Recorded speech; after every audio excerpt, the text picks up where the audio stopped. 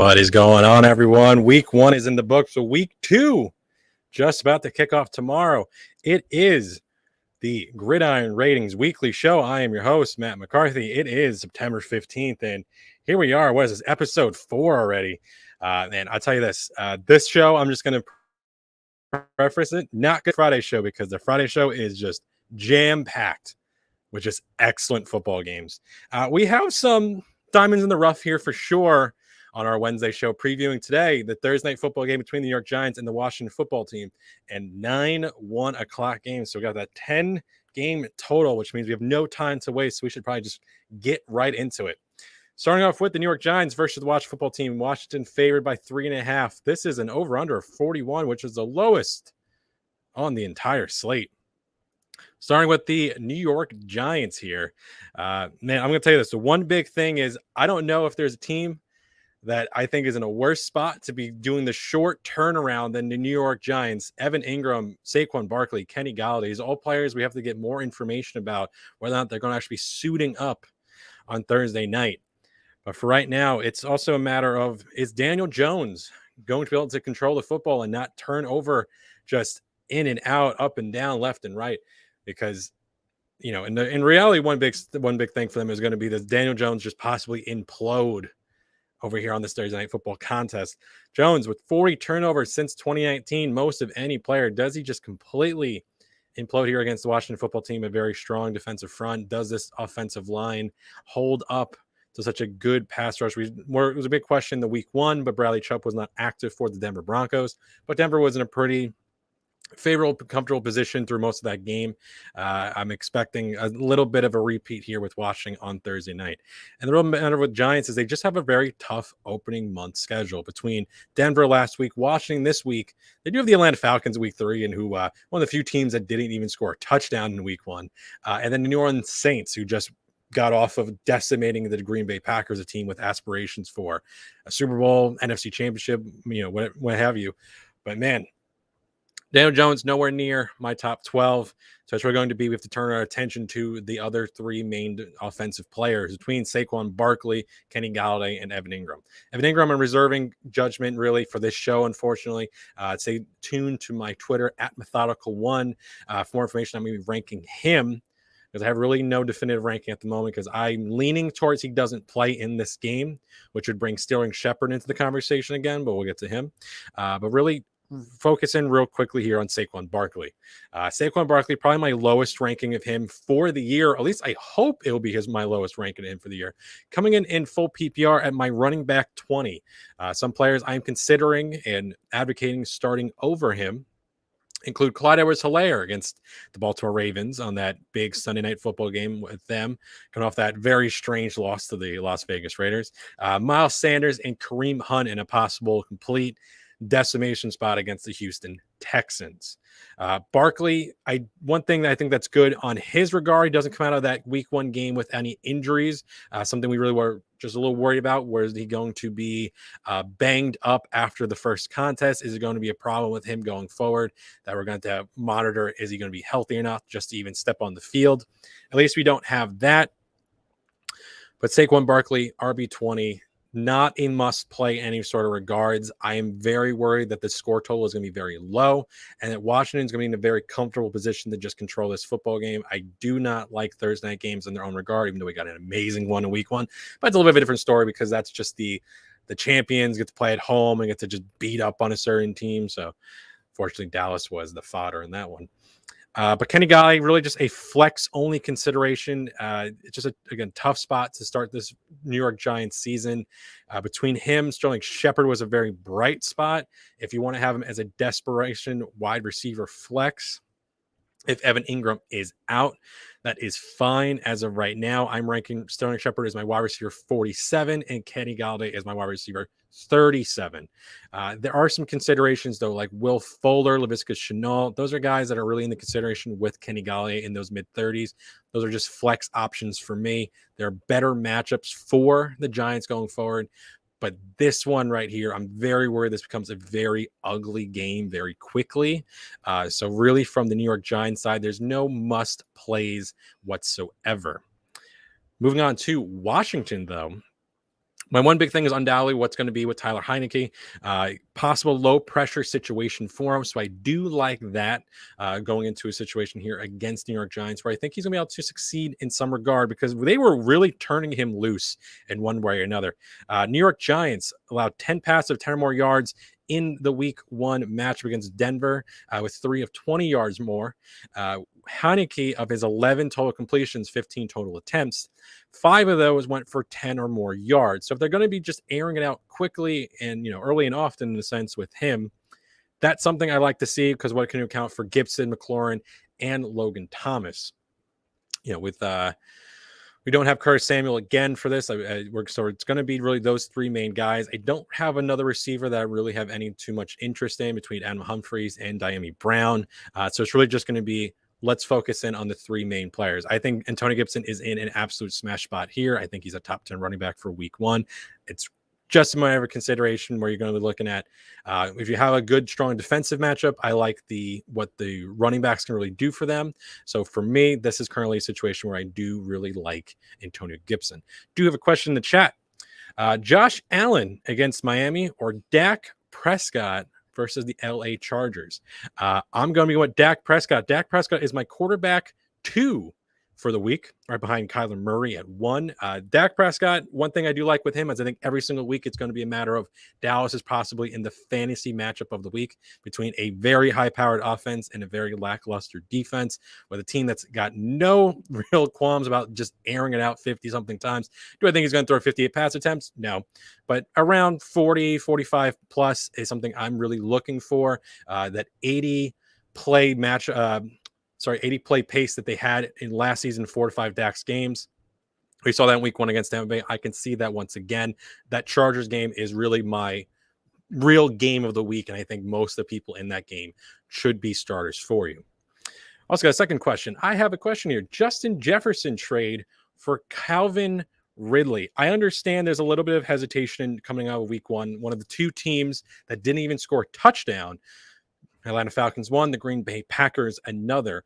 The one thing I will say for Calvin Ridley, which we might have some hesitation with Justin Jefferson if the Minnesota Vikings ever get into a situation they don't want to throw the ball 50 some odd times. Week 1 of the previous 2 years, they had 10 and 25 pass attempts for Minnesota. They had over 50 in week 1 against the Cincinnati Bengals in an overtime game. I still prefer Calvin Ridley straight up. I think he kind of shows off a little bit what they can do with him here in week 2.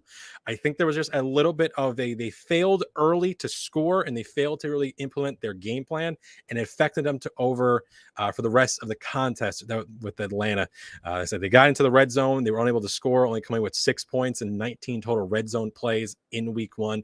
Calvin Ridley is a player who has a real chance to see like 180 plus targets over the course of the season.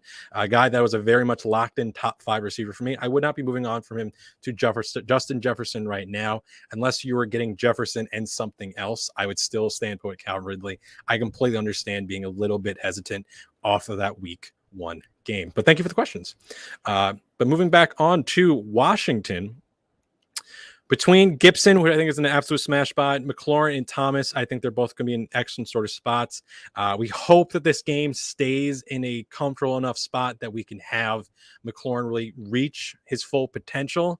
Because unfortunately with him, I do not see him as a week 1 top 12 option. The real main issue to that being, I do respect the New York Giants secondary, and I do believe there's around 19 or so options you can say is a top 12 possible receiver here in week 1. McLaurin coming in as a wide receiver 14 behind Allen Robinson, but ahead of guys like Tyler Lockett, Robert Woods, Dante Johnson. These are all players that are all vying to get into that top 12. I think having that many good options is good for us. I think the top 12 for running backs and receivers this week is very strong, and especially receiver, it just goes around 20 deep are guys that you can say, wow, these are in great wide receiver options for you.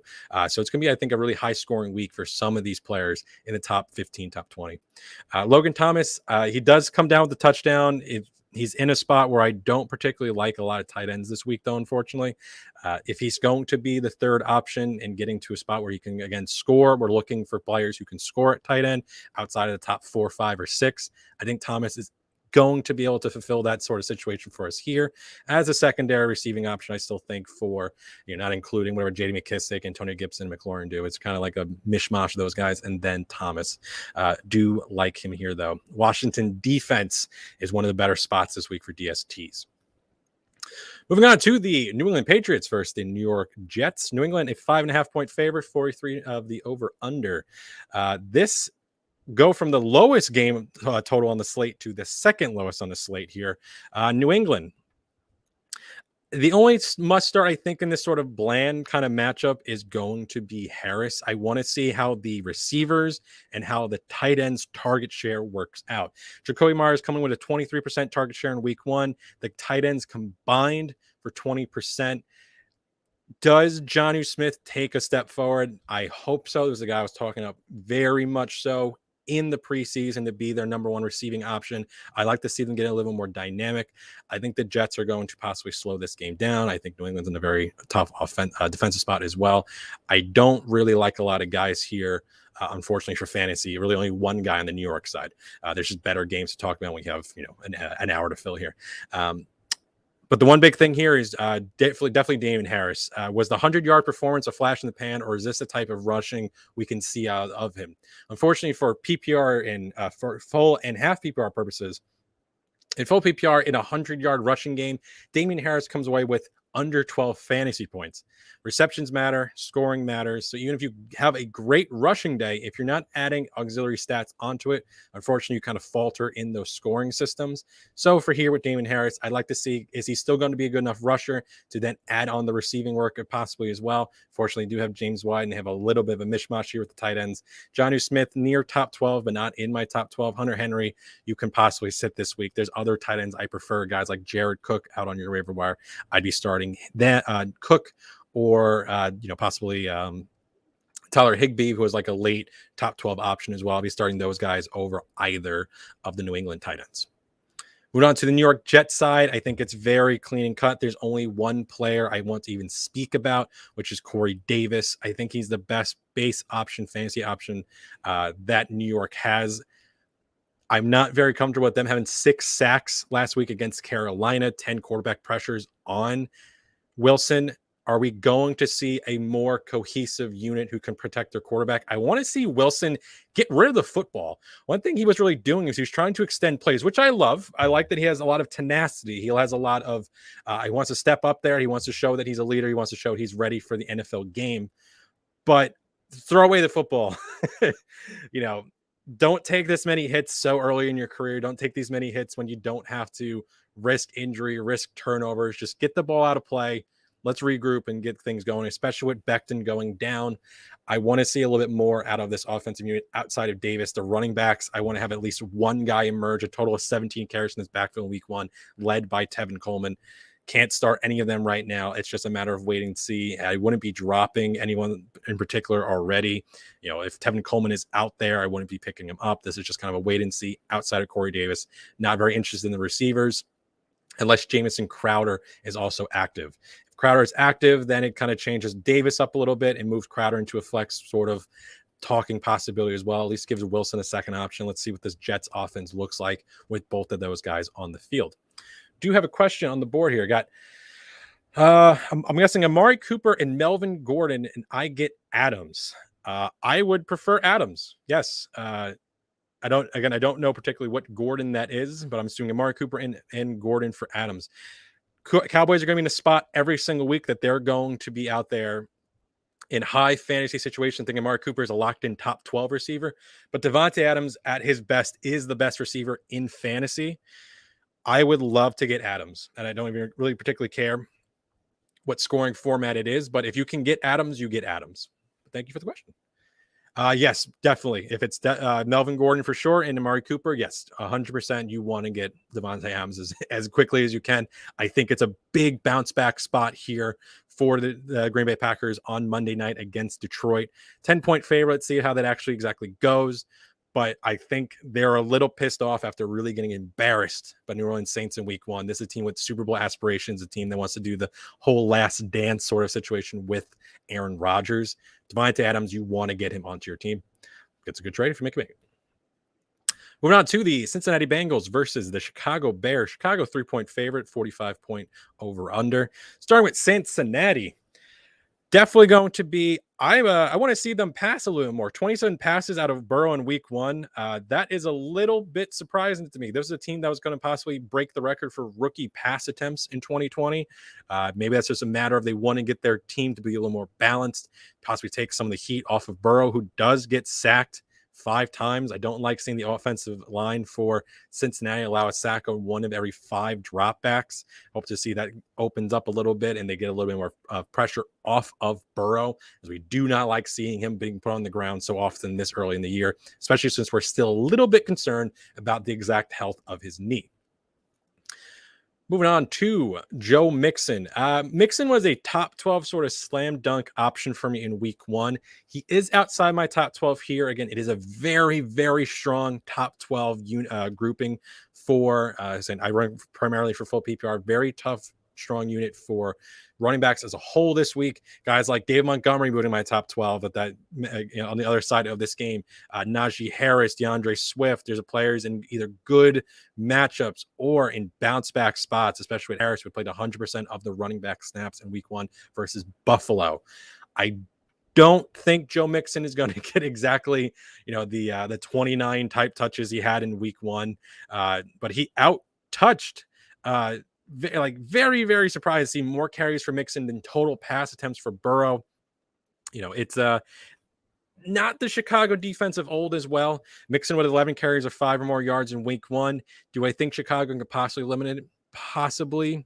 But while he was a top 7 running back in week 1, I think top 14 here is a little more to what I think his upside is here.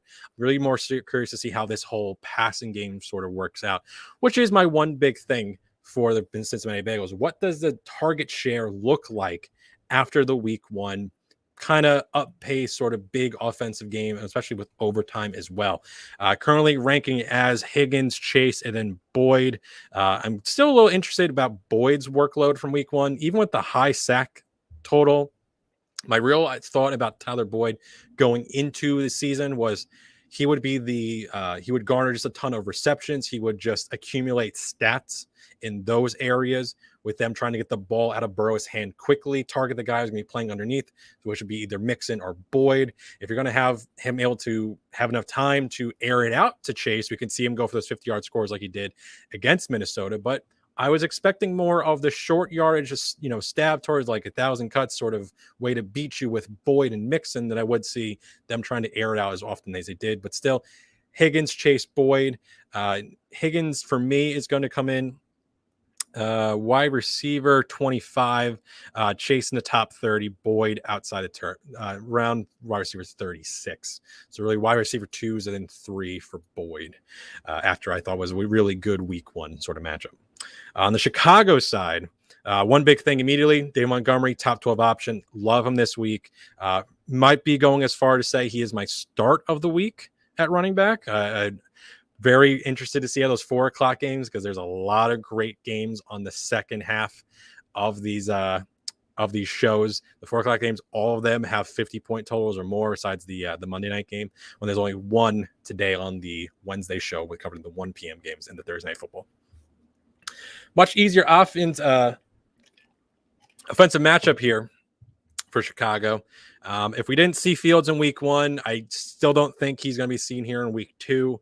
I think there's just a major shot we just don't see him until Andy Dalton just completely falters. I don't think this is a spot here against Cincinnati where he completely implodes. If he does so, that's excellent, because we'd like to see Justin Fields sooner than later. Fields gets in for like 3 plays, makes Twitter explode. It's all fun stuff. Touched on David Montgomery as a top 12 option. Love that. But the receiving core between Allen Robinson and Darnell Mooney, 18 total targets went the way of those 2 receivers in week 1. That goes for a combined 61 yards. I do not like that. It's like a 3 yards per target average of these players. If you see 18 targets, I'm expecting 100 total yards or more. Do not like that it combined for 61 yards. I do like the matchup here for a bounce back for Allen Robinson in particular. Darnell Mooney moves up towards a flex spot receiver. Those are the 2 I'm really interested in. Cole Kmet, I'm not particularly as interested in with the tight ends. And Damian Williams, if you're in a mega ultra desperation sort of running back and you need him in full PPR, I think that's just fine with me. A player that I think we want to keep our eyes on in case he ever does get more rushing work from Montgomery. But I do like Montgomery, again, I said here, as a top 12 option. Bears DST outside the top 12. Cincinnati does give up a lot of sacks. So if you can't get any of the better defenses or stream types. So if you don't have the Denver Broncos, I do like the New York Giants somewhat in that Washington game with Taylor Heineke. Chicago, again, to me, just outside the top 12, but not a must play or any sort of regard for that one. Moving on to the Houston Texans and the Cleveland Browns. 12.5 point favorite is the Cleveland Browns here, 48-point total. I'm going to make this real quick. This is very much a catch-up game. One big thing for Houston is they're a single running back that we can count on to be a usable option every week for fantasy. A touchdown scored by all three, Ingram, Lindsey, and Johnson. Johnson was primarily used in the receiving game. Mark Ingram had 26 carries. It was against Jacksonville. I think we don't know anything about this team. Tyrod Taylor will be ranked. I do think there's a possibility for him to garner some points in a very messy garbage type situation if you're looking for a super flex or a QB2 sort of scenario. Otherwise, it's really just purely Cooks in that matter. I don't want to even look at any of the other Houston Texans options. I think this is going to be a total stomp fest. Even with, on the Cleveland Browns side, but one big thing was going to be about Odell Beckham Jr. He is out once again. So we have to talk about the running backs here primarily. Mayfield, not an option for me. I think this is going to be a very slow game. I think this is going to be a very just run and defense sort of measure from the Cleveland Browns. They've done this before. This is not any sort of ceiling game for Mayfield. He can come away with 16 fantasy points, and that's not a good enough start for me. Both the running backs are in top 20 spots. Nick Chubb, top 5. Kareem Hunt, top 20. If Kareem Hunt sees those garbage time, we're just trying to kill the clock. We're trying to end the game. I think Hunt gets in there at the end. I do think they're both very safe and very high upside options in Chubb, one of the two players that have 2 rushing touchdowns, and Josh Jacobs kind of got them in awkward sort of ways. And then Kareem Hunt, I do think, is a top 20 spot. I'd be starting him over Saquon Barkley. Barkley, again, I just really hate that spot for him, and I think Hunt is in a way that he can possibly pick up a good amount of work here, just trying to kill this game off. Jarvis Landry, I think, is in a spot where he's possibly a trap. 5 targets for him in week 1. Then when they really needed to air the ball out without Odell, they're using all 3 tight ends. They're spreading the ball out quite a bit. Landry here, I think, is a trap. He's just a flex receiver at best. I don't think there's any sort of reason for him to be moving towards your starting lineups. It's the running backs. It's the defense, who is in a must play spot here after a tough week 1 matchup against the Kansas City Chiefs. Those are the 3 sort of plays from the Cleveland side, and just Brandon Cooks on the other side for this one. Moving on to the LA Rams versus the Indianapolis Colts. Rams a 4-point favorite, 47.5 point total. Starting with LA. One big thing is Cooper Kupp, the favorite option now of Matthew Stafford, or is Woods going to be in there as the better option, or are they going to flip-flop? I'm currently ranking Woods ahead. I ranked him as the primary option all through the preseason. It's not going to take one game for me to just say, oh, okay, anything I had as an idea of these players is all null and void. Stafford was outside my top 12 last week. Does move into her for sure here. Indianapolis Colts defense kind of settled in the second half, let up a bunch of big plays in the first half to the Seattle Seahawks, but weren't allowing them to have any sustained drives. If they're going to allow deep ball sort of plays to recur, that does benefit these Rams receivers who were doing that all over the field last week against Chicago. The one play that Cooper Kupp caught a ball over 3 Chicago defenders more than 10 yards were away were a personal favorite of mine. Outside of the receivers and Stafford, it's about the run game. I think eventually Sony Michel will work his way into his offense, but if he can hold off versus a team that was exposed last week for 100 total yards from one back and Chris Carson, I do like this as a good spot for Darrell Henderson as a top 24 option. And if they can have the deep plays get exposed and they can have one guy still be the focus in Henderson, I do think that there's options all over the place for LA. Also going over to Tyler Higby. Plays 100% of the snaps in week 1, which was my one big thing. How often was he going to be in the field? How often was he going to be involved? With him seeing a good amount of just pure on-field work, We just want him to just say, hey, he's out there as an option. If he's an option for him in week 1, I think there's another good spot for him in week 2 to show him as a top 12 option at tight end.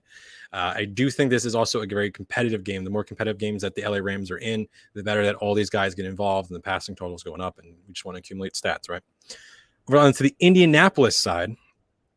The only starting options I can see out of Indianapolis are really just the running backs between Jonathan Taylor and Nyheim Hines. Hines in particular, as the one big thing is I want to see if there's a receiver option that can be fantasy viable, because to me, Nyheim Hines is currently the number 1 receiving option for this team and should be looked at as the primary receiver. 21% target share in week 1. 8 players saw 2 targets for Seattle, so they're just kind of spreading it around. But if at least a fifth of that is going to one guy in Hines at a position that we don't really like to have, we don't have a plethora of good options week to week at running back. I do think Hines, again, sneaks into being a quality option here against the Rams, team that just got exposed against David Montgomery. Taylor and Hines, I do think, can split enough work because they're really, again, they're not even trying to be taken away at the same thing. Taylor can do his thing, Hines can do his thing, and they can both have productive fantasy days in different regards, especially in full PPR. Currently also at wide receiver, Michael Pittman is my favorite option, but he's down in the wide receiver 45 range. So that's really all to be said about them. Moving on to the Buffalo Bills versus the Miami Dolphins. Got a few games left. Buffalo here, 3.5-point favorite, 47.5-point total. Very easy for a few guys. Josh Allen, yes. Not a top 5 option for me, though. It's Stephon Diggs, yes. Devin Singletary. So Zach Moss was not active for the week 1 game, and now that does that propel to Devin Singletary being a good running back option. Did have a pretty solid rushing output against a tough Pittsburgh Steelers team, 72 rushing yards, only 2 games 2020 with that total, 4 in 2019. If Singletary was able to do in a bad matchup against Pittsburgh, Miami, a team that allowed 100 rushing yards to Damon Harris, I don't want to get too overboard on Singletary, but I do think if you're looking to have a running back in your flex, or you're really not very strong at your RB2, I do think Singletary is not the worst option you can have. Do have him in the low 20s currently. Some players I'd be starting Devin Singletary over. Currently, any Tampa Bay running back, I would still be starting Josh Jacobs ahead of him with some inclination. I'd be starting Nyheim Hines, we just spoke about, in full PPR, Darrell Henderson, but over Mike Davis, it's a very tough situation with that Baltimore offense, how it's going to be worked out. I want to still see who they're really naming the starter and what the touch is going to work, because Tyson Williams kind of disappears in the second half and Latavius Murray kind of steals the show. But low 20s, early 30s, it's not really a matter where he's any sort of a must start. I don't want to bite too hard into him and then get burned. Over to the receivers outside of Stephon Diggs, Cole Beasley a little bit under the microscope after the 13 targets here in week 1, 91% of the snaps as well. If you're still out on your waiver wire, I think you should probably be looking to pick him up. I would also be starting the Bills DST. Over on Miami, one big thing is undoubtedly Will Fuller is now off his suspension. So what does Tua Tagovailoa look? What is full plethora of options now available? Tough week 1 matchup, tough week 2 matchup, better games coming for the Miami Dolphins in terms of just how easy a spot they can be in to score fantasy points. Myles Gaskin gets kind of hurt by that as well. Another meh spot for him. Buffalo shuts down Najee Harris, a player who is going to be just confirmed to be getting all the work they can. So whatever that may mean with Najee Harris being his first game in the NFL, but Myles Gaskin not in a must-start running back situation here as well. Currently ranking Will Fuller as a favorite of the 3 Miami wide receivers. For me, that's going to be around wide receiver 36 or so. Still trying to have to figure out if Fuller is going to be guys over like Kenny Galladay, Tyler Boyd, Smith. I'd still prefer those guys to Fuller. But I do prefer him to Laviska Shenault, Cole Beasley in this game, Marquez Callaway. So these are all flex options that someone in your league is going to have on their roster. Fine, not great options. I want to see what it looks like against a little bit of an easier matchup that's not Buffalo. Other than that, anything else out of Miami? Not in particular. This is another game I think is kind of meh unless Buffalo really takes a stand and starts pushing the offense. Fuller is my preferred right now of the Miami guys, but it goes for me Diggs, then a big drop to Fuller, then Beasley, and then Waddle. Parker, not really an option I really want to look at kind of ever. Moving on to the San Francisco Philly game. This is the only game, the 1 o'clock slate, that has a 50-point over under. San Francisco favored by 3.5. It's very easy for me in terms of who I want to speak about here. George Kittle, you're always playing. It's very much we have to focus at the running backs. We have to focus at the receivers, right? So time to talk about these guys. This is a very frustrating team. I know a lot of you just spent a ton of fab on Elijah Mitchell. So let's talk about that. Did Elijah Mitchell have a very good game in week 1? Yes. Did we expect a running back to have a good game against Detroit in week 1? Yes. Was Trey Sermon inactive for that game? Yes. Will Trey Sermon be active for this game? Probably not. At a certain point is what's his name? There's a running back that they currently have inactive. As soon as I can think of his name again, I will tell you. Because I just picked up Trent Cannon. So that's one thing. But when Jeff Wilson, when Jeff Wilson comes back, and whenever that may be, possibly in November, possibly late October, I still cannot see spending 100% of your fab on a guy who might not even start in week 2 between him, JaMychal Hasty, Trey Sermon. We talked up Sermon all preseason about being a guy that they wanted to eventually seed work to. We thought you had people saying, oh, Mostert's going to get hurt. Sermon's going to be the guy. This is a great offense for whoever the starting running back is, because they had 6 different guys last year be their primary running back option. So what is it going to look like in the 2021? Well, we're currently on number 2 and it's week 2. And it could be Trey Sermon. It could be JaMychal Hasty. It's just as much an option as all of them. So I'm not ranking any of them favorably until we get better information about who's going to be the starter. And we currently don't have that. So unfortunately, I can't rank them accurately. We also can't rank the receivers accurately because we have Kyle Shanahan come out and say that Brandon Ayuk needs to play a little bit better. He has a hamstring issue. It's this, it's that. I'm a little worried about Brandon Ayuk right now. I did originally have him as the primary receiver ranked for San Francisco going into week 2. I have flipped that to Deebo Samuel, and I'm still worried about I'll be ranking Samuel too high because Ayuk can just come out and play just as well as we expected him to because Trent Sherfield. There is an R in there. Trent Sherfield does score in week 1, but doesn't have a particularly great game outside of that. Deebo Samuel obviously goes for 190 million yards. The only player that beat him in receiving yards in week 1 was Tyreek Hill. So this is a very frustrating team. There's going to be points scored. You're hoping it's your guy. Start the DST. It's just a very annoying team that I want just concrete information out of, because even we could possibly see Trey Lance come in again and steal a touchdown away from Jimmy Garoppolo, so we can't have Garoppolo be just a primary option for you guarding all the work, because we're going to see Lance possibly at the goal line again if they prefer to bring those sort of packages in. Philadelphia side, one big thing for me is Philadelphia's able to pick apart a very poor Atlanta team, but can they do so here against a defense that I respect in the San Francisco 49ers? Start off with Jalen Hurts. Holds on to a top 12 spots currently, but he's fighting with Kirk Cousins, who is currently my quarterback 13. The one thing I do think that gives Hurts a little bit of a boost up, 4 to 5 games that Jalen Hurts has started, he has rushed for 60 or more yards. What does 60 or more yards mean? Well, if you project that over a whole 17-game season, Jalen Hurts would be, congratulations, the second quarterback in NFL history to rush for 1,000 yards. So if he can do those sort of things against a tough defense in San Francisco, well, I think he should be doing that against anyone in the NFL. San Francisco was in cruise control in that game as well. Up until 6 minutes left in the third quarter, it was a 38-10 game. Detroit scored to go bring up to 38-17. That game eventually finishes at 41-33. So I don't want to say that mega ultra garbage time means that the San Francisco 49ers defense is bad. I think there was a team that was in complete control and things just kind of got away from them.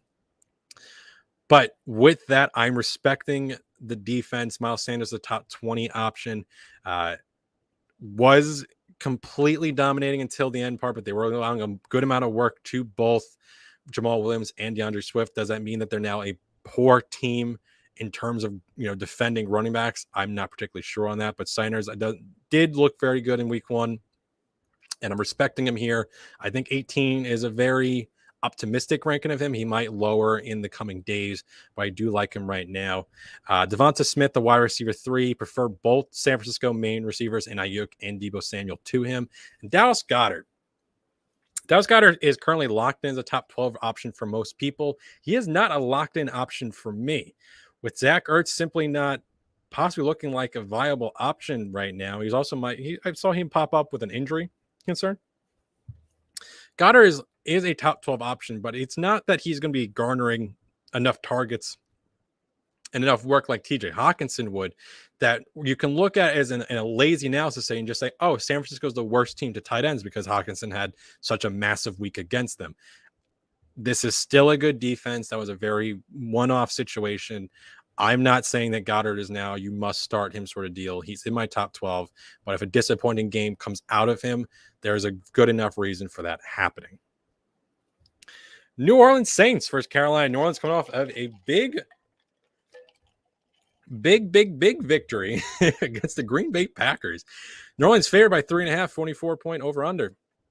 One big thing is definitely how much of New Orleans from week 1 was just an absolute fluke. Winston is a top 15 option for me. You're not starting, but there is hope that he could possibly be a top 12 starter for you in the weeks to come. Mostly because a 25% touchdown rate is not something that you can possibly take anything away and say, yep, that is something that should be happening all the time. Jawan Johnson with double touchdowns. We have, Marcus Callaway not be an option, and Dante Harris runs wild. And Adam Troutman actually didn't have that season-ending injury. It was a very weird week 1 for New Orleans Saints. Alvin Kamara, I'm going to spend too much time at all. Start him, top 3 option. Awesome, great, love him. The real roster I think you should be making here is definitely Marquez Callaway. Do have him as a wide receiver 4. If you'd like to put him in your flex, by all means do so. But how does he look like when he doesn't have the Jair Alexander treatment? Why I'm not rushing out to start Juwan Johnson, Deontay Harris, Adam Troutman as well. And Troutman led that team in target share. So if Troutman is a favored option, if he's on your waiver wire and you need a tight end option to look at, by all means pick him up and stash him if you like. But currently my tight end ranks of Troutman is tight end 20, but I think I'm going to move him up. I think I'm moving ahead of Hunter Henry. I'm going to be moving ahead of Austin Hooper as well. Mike Gesicki is a tough one. I think I'm going to have him as tight end 18. Live rankings change on the show. Other than that, you can start the New Orleans defense. I do just want to see what this team looks like when they don't have Smith available or Thomas. In week 1, I think was just a very wacky situation. I thought Saints were going to go in and get smoked. And, they did the exact opposite. So what do I know about anything going on down there in New Orleans? Carolina. One big thing is, Moore is definitely the standout of the receivers. And I want to see how much can really accrue for these guys fantasy points wise when Christian McCaffrey is just eating up so much work. Sam Darnold, not a fantasy viable option in one quarterback league. Superflex, he's a low end option. But McCaffrey, 44% of the total plays ran through him in week 1. He just gets so much touches, so much work his way, so many targets. It's going to be a matter of if Moore is a low wide receiver 2 and is being treated as such and he gets the amount of work, that's great. But if Robbie Anderson and Terrace Marshall don't have enough work to actually make them fantasy viable, then we're a real big issue here with these sort of guys who are Anderson. I did like as a wide receiver 3 option in the preseason, like around 5, 6, 7 sort of draft pick there. Marshall was a deep flyer for a lot of guys, but if it's just Moore and McCaffrey, this team, it's going to be pretty easy every single week if those are the guys just getting work, and as all the work that we saw in the week 1 matchup against New York Jets. Moving on to the Denver Broncos versus Jacksonville Jaguars. This is a very quick and easy game, going to be in and out sort of deal. Starting with Denver as a 6-point favorite, 45.5 point total.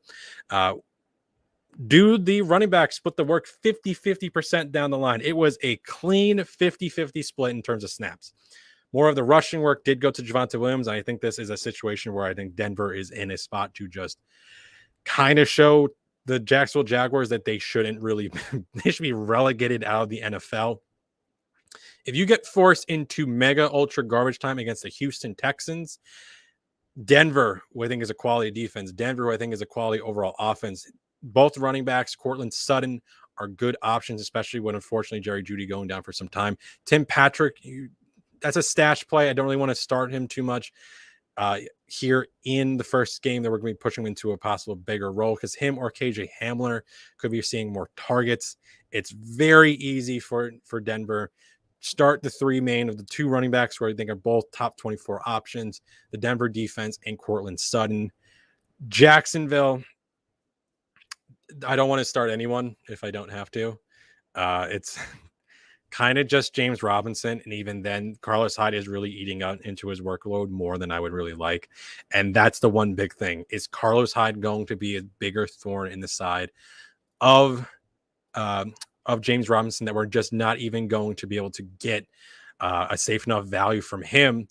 So Carlos Hyde, 9 carries, 44 yards in week 1. James Robinson, 5 carries for 25 yards, does see 6 targets. If he's going to be picking up the receiving work, at the very least, I do think he gets a little bit game scripted out for his carry work. I think that's seeing a possible option here as well in week 2 against a Denver defense. James Robinson, outside of my top 24. I'm not starting any of the receivers for Jacksonville until I get a clear example of what this offense is going to look like week to week. We learned, I still say nothing from that week 1 Houston, Jacksonville debacle. Those are bad teams. Those are not teams I think I want to say, okay, put those two together and see what the offenses look like. I want to see what they look like against quality football teams, which neither of those teams are. Las Vegas versus the Pittsburgh Steelers. And this is going to be our last game of the day. Definitely sped through a lot of these ones because, unfortunately, they're not as good contests as the 4 p.m. games. We're spending a lot of time on those 4 o'clock games on Friday, because those are where I think the real fantasy points are. If you have a lot of 1 o'clock starters in your lineup, there's a good possibility you're going to get beat by a guy with all 4 o'clock players. Those are some very high-scoring games. Just a preview of them. Atlanta versus Tampa Bay. Tampa Bay is a 12.5-point favorite in that one, 52-point over-under. Minnesota versus Arizona, 51 points. Dallas versus the LA Chargers, 55 points. Tennessee versus Seattle, 54 points. Sunday night game, Kansas City versus Baltimore. That's an excellent game for football, excellent game for fantasy, 55-point total. Those are some big boy fantasy games. I don't really want to be spending too much of my roster space on these 1 o'clock games in comparison. Las Vegas versus Pittsburgh. Pittsburgh 5.5-point favorite, 47-point total, point over under total. Vegas finally got down to sit and watch the Vegas game today. I went to bed on that night seeing that Ravens were in cruise control, and I woke up with an overtime win for Vegas. Few things to take away from there.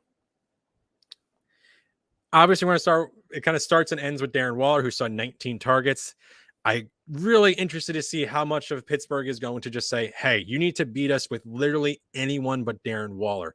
Darren Waller needs to, he just needs to be in the top 3, until he's not. If Pittsburgh shuts him down, then this team's going to get shut down. But if Waller still just sees so much volume, he's going to get there just based on accumulating stats. But I did hear on the broadcast that at 4 minutes left in the third quarter, both Ruggs and Bryan Edwards were without a reception. So it showed just so much of the offense were just directly through Darren Waller. He was a primary option. These guys are all secondary. They're not on his level whatsoever. Looking at the running backs, though, Josh Jacobs. Once again, I'm actually a little happy that the 2 rushing touchdowns, only 2 players to do that in week 1, both him and Nick Chubb. It does not give him too much of a rankings boost. This is a tough matchup again here against Pittsburgh. Jacobs, my running back, 28. Of the 11 carries 11 touches that Josh Jacobs had, 9 of them went for 3 or fewer yards. And Kenyon Drake was heavily involved in terms of snaps. Only 4 less snaps than Jacobs. Does get a carry from within the 5-yard line as well. Does not convert it. Josh Jacobs does. The one he did convert was a pass interference call. He just got a little bunny hop in from the 2-yard line. Waller, the must start. I want to keep an eye on the hierarchy of the receivers and the running backs. If it's a true 50-50 sort of split between Drake and Jacobs, which they're paying, again, Drake to do so, around a $16 million contract, very close to what Jacobs is getting paid, just a little more in Jacobs' favor. It doesn't matter what you think of Josh Jacobs. It matters what John Gruden thinks of Josh Jacobs, and he wants Kenyon Drake in there. Did see a good amount of work in the receiving game as well. So if there's a desperation, like very, very much desperation running back, I guess Kenyon Drake, at least in full PPR, can at least get you some regard through the air. Moving on to the Pittsburgh Steelers, though. Easily the one big thing here is going to be bounce back look for Najee Harris in week 2. Top 12 option for me. If you're going to get 100% of the work and not even another guy is going to touch the ball in your running backfield, then that's a guy I want to have in my lineup. So that's a guy that you want to look for. All the people who are saying Najee Harris was going to be in a spot like this all season, these are the sort of games you're looking for where you can bounce back and still be the primary option with no one really even in any sort of regard looking to take work from him. Big Ben, though, top 20 option, no way a starter, but I think there's going to be a better showing with him at home after that tough week 1 matchup where he really didn't help them in any regard with their defense and other sort of measures of the Buffalo Bills not being able to convert on 4th down, where it did lead to them being able to get back into that football game. Dante Johnson, another one, just seems like a lock to just have a good week here. 10 targets he has seen in almost every single week, outside of only 2 games where he didn't play 40 more snaps did he not see 10 targets or more. If he's healthy, if he's playing, he sees 10 targets. That's just kind of a locked in sort of thing for him. Top 20 receiver for me. Again, just very tough receiver group. A lot of very good options towards the top this week for the wide receivers. Juju is my preferred option over Claypool. Juju are on the top 24, top, whatever sort of option. Claypool of flex. I'm still just very worried that Claypool was just a very lucky player last year with the amount of touchdowns he garnered, but I kind of used that against Adam Thielen, and Adam Thielen scored 2 receiving touchdowns in week 1. So weird things can always happen. And you'll be starting the Pittsburgh DST.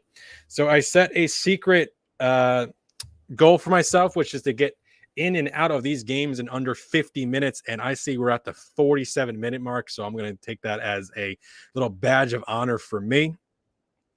Again, good luck, though, here in week 2. The Friday show, I think, is going to be a little bit more important. If you have players coming up on that Friday broadcast, that is the one you want to watch, because there is going to be just so many good games, especially my game of the week, the Dallas Cowboys and the LA Chargers.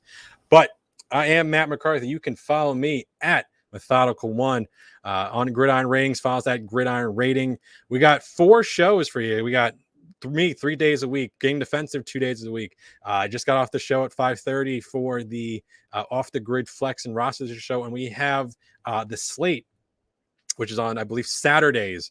With so 4 shows for you. Make sure you're subscribing. Make sure you're checking out all the good stuff that we have on the site, on Twitter. Again, if it was the first time or last time, thank you for spending your time here with me. And with that, good luck. If you have any New York Giants in that Thursday night game, good luck. But we'll see you again here 7:30 on Friday. Later.